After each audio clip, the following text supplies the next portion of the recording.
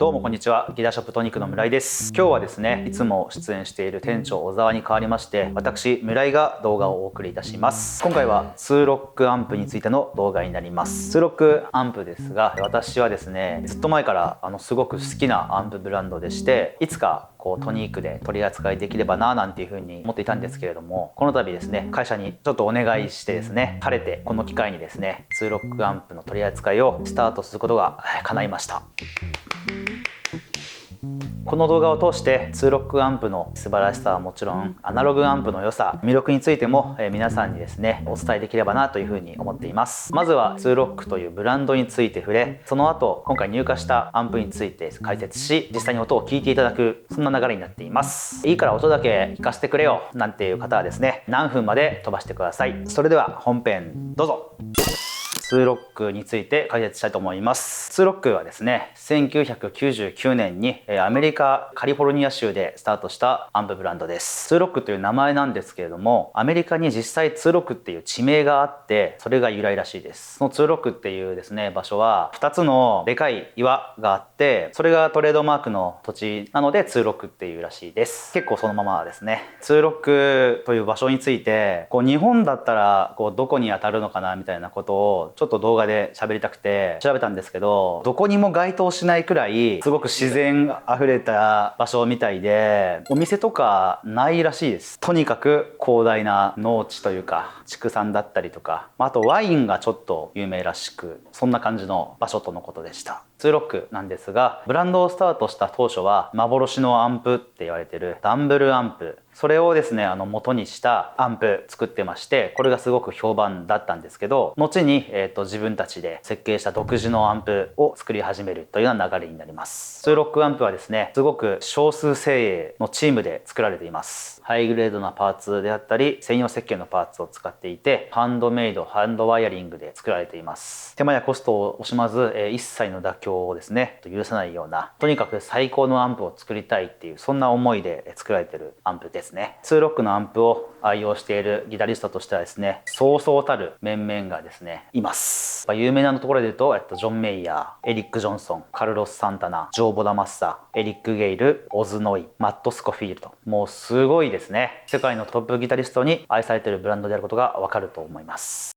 今回使用するアンプはこんな感じです。こちらですが、クラシックリバーブシグネーチャーというモデルです。ツーロックのラインナップの中では人気かつ定番の機種になっています。シングルチャンネルでオールチューブアナログリバーブが搭載されているモデルですね。シングルチャンネルっていう風にさっき申し上げたんですけど、見てください。これシングルチャンネルとは思えないぐらいのミニスイッチとノブの数がありますね。これらをですね駆使して幅広いサウンドメイクだったりとか、より緻密な音作りが可能になっています。アンプの使用方法としては、やはりクリーンからクランチのところで音作りをする方が多いと思います。私個人としましても、強く弾けば歪むし、弱く弾けばクリーンになる、そんな塩梅でですね音作りしていただくのがおすすめです。この個体はですね、私がオーダーしたんですけど、シーフォームカラーでオーダーしました。見てください。このキュートかつクールかつアメイジングな色してますよね。肝心のお値段なんですけど、キャビネットとセットで145万8600円で販売中です。145万円ですよ。まさしくハイエンド中のハイエンドアンプって言えますよね。デジタルのアンプシミュレーターとかプロセッサーがすごくハイクオリティなこの時代において、145万円するチューブアンプ、それって必要なのかとか、どうなんだろうって思う方も少なくはないんじゃないかなって思います。145万円あれば、そうですね、クワッドコーテックス買って、フラクタル買って、ケンパー買って、ライン6のヒリックススタジアム一番でかいやつ買って、それでもお釣りきますからね。そんな買い方をする人はいないと思うんですけど、すごくですねハイエンドなアンプです。僕の説明なんかよりもとにかく早く音を聞きたいですよね。サウンドチェックに入る前に、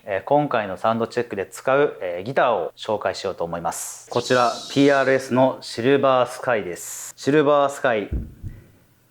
村井スペシャルです。やめた方がいいかこちら PRS のシルバースカイです。こちら私物のシルバースカイでして、改造はしてないんですけど、もともとベタ付けで出荷されているブリッジをフローティングしてたりとか、原稿とかネック、ちょっと僕好みにですね、調整済みの個体になってます。うちのお店にもあるんですけど、やっぱり自分のシルバースカイの方が遠慮なくこう引きまくれるかなっていうので持ってきちゃいました。ツーロックといえばジョン・メイヤーのイメージがあると思うので、今回はジョン・メイヤーセットっていう感じでイメージで、ストラトタイプのギターとしてはシルバースカイを使おうと思います。フェンダー1984年テレキャスターモッド、ギブソンレスポールスタンダード、ギブソン創立120周年を記念して作られたモデルなので、豪華なキルテッドメープルがトップに貼ってあるモデルです。ギブソン BB キングルシール、ストラトキャスタータイプ、テレキャスタータイプ、レスポールタイプ、箱物、それぞれ1本ずつというラインナップになっています。それでは音を聞いてみてください。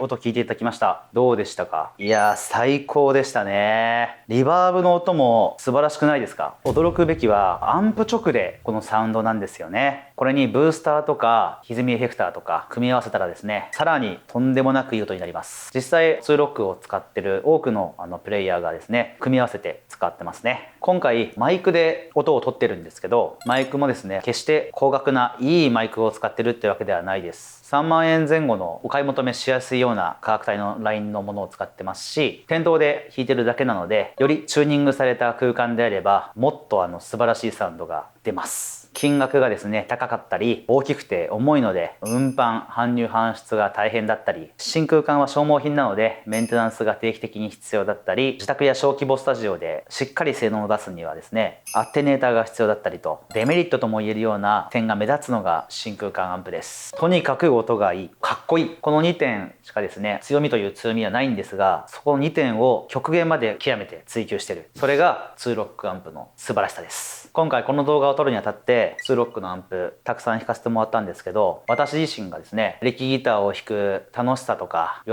びとか、そういうのをですね、改めて感じれました。最高です。確かに今のご時世進化はしてるんですけど、このサウンドを再現するのは無理なんじゃないかなと思います。特にですね、ピッキングに対する追従性も凄まじくて、ピッキングアングルの角度とかピッキングの深さや強さ、もうあらゆる演奏に込めた情報、それをですね、最大限再現してくれるアンプ、そういう風に感じましたね。皆さんも聞いてみていかがでしたでしょうか？感想でも何でもコメントしていただけると嬉しいです。本編終わり。いやー、緊張しましたね。シルバースカイ村井スペシャルです。やめた方がいいか。なかなか本編の動画は私出た経験がまだ少なくてですね、年始の店長小沢と私の私物を紹介する動画と、あと系列店であり私の元職場であるベースショップギークインボックスの私物紹介の動画、この2本しかまだ出たことなかったので、今回私一人で出演してツーロックを紹介するっていうような機会をもらえてですね、なかなか貴重な経験だったんですが、かなり緊張しました。普段はですね、ショート動画メインに作ってまして、ショート動画ではですね、フレー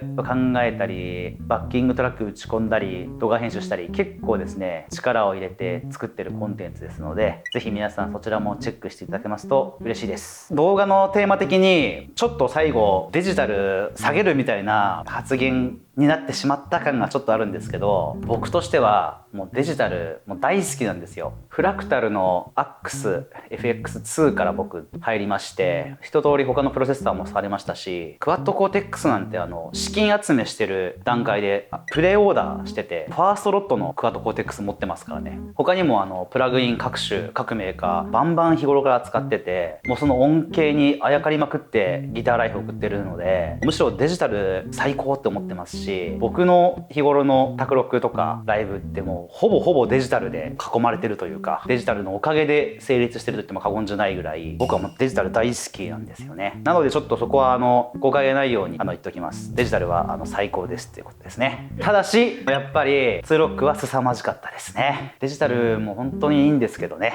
実際ツーロック使ってる方でプロセッサーと組み合わせてる方もすごく多いですし、アナログとデジタルそれぞれに良さ素晴らしさありますので、皆さんそれらをですね、うまく組み合わせていい感じに活用していただければいいんじゃないかなと思います。私とツーロックアンプの出会いなんですけど、あれは大学2年生の冬とかですね。当時僕はサーのギターがめちゃくちゃ欲しくて、ガスリー5番が大好きなのがあって、その憧れからなんですけど、サーのギター欲しかったんですが、生まれ育ちが東北地方なので周りの楽器屋さんになかなかサーって置いてないんですよ。それでですね、遠路はるばる夜行バスで宮城県から東京まで来てですね、お茶の水の楽器屋さんでさあ思想して買って帰るぞみたいな、そんなですね心持ちで東京に来たんですけど、その時にサーの思想用のアンプとして出てきたのがツーロックアンプでした。もうね、最初に弾いた時にあまりの音の良さに衝撃を受けましたね。サー弾きに来たのにサーに意識がいかなくなっちゃって、なんだこのやばいアンプはみたいなパニック状態になりまして、店員さんが親切にさあどうですかみたいな聞いてくれるんですけど、僕もパニックでしたから、いいっすねみたいな、弾きやすいっす。そんなもう何にもならないコメントしかできなくて、東北にですね逃げるように帰っていったという、そんな思い出があるのがツーロックアンプです。それ以来ですね、僕の中でツーロックアンプっていうのはとんでもなく素晴らしいアンプで、もう憧れのアンプだったんですよね。今回久しぶりにツーロックのアンプ弾いたんですが、いやー、当時の感動を凌駕してきましたね。なかなかなくないですか？感動した映画とか、すごく美味しいと思った食べ物とかを何年かした後にもう一回体験して、あれこんな感じだっけみたいなこと僕結構多いんですけど、まさか過去の美化されまくった思い出のサウンド、もはやイマジナリースペシャルサウンドみたいな、そういうツーロックの当時のサウンドを凌駕してくるとは思ってなかったので、もうすごいびっくりしましたね。改めてツーロック半端なかったです。しかもやっぱ安直ですから、これブースターとか自分のエフェクターボードとかと組み合わせて音出したら、もっと半端じゃないえげちいサウンドが出てたんじゃないかなと思いますね。現状すき焼きでいう卵にくぐらせてないのにめちゃくちゃうまいみたいな、カレーパンでまだカレーにたどり着いてないのにめっちゃうまい状態、これもちょっと微妙だなとにかくもうすごいってことですね。雑になっちゃいました最後。この動画が面白かったという方はいいね、チャンネル登録お願いいたします。 Twitter、Instagram、Facebook 各種やっております。そちらもチェックお願いします。横浜市西区平沼1丁目 4-8 丸山ビル1階ギターショップトニーク、元気に営業しております。皆さんぜひ遊びに来てください。現在トニークでは楽器の買い取りにすごく力入れてます。なかなか弾く機会がなくなってしまった楽器ですとか、下取りに出して新しい楽器欲しいなという方、ぜひ各問い合わせフォームの方からお問い合わせください。見積もり無料でさせていただきますので、ぜひお気軽にお問い合わせください。次の動画で会いましょう。バイバーイ。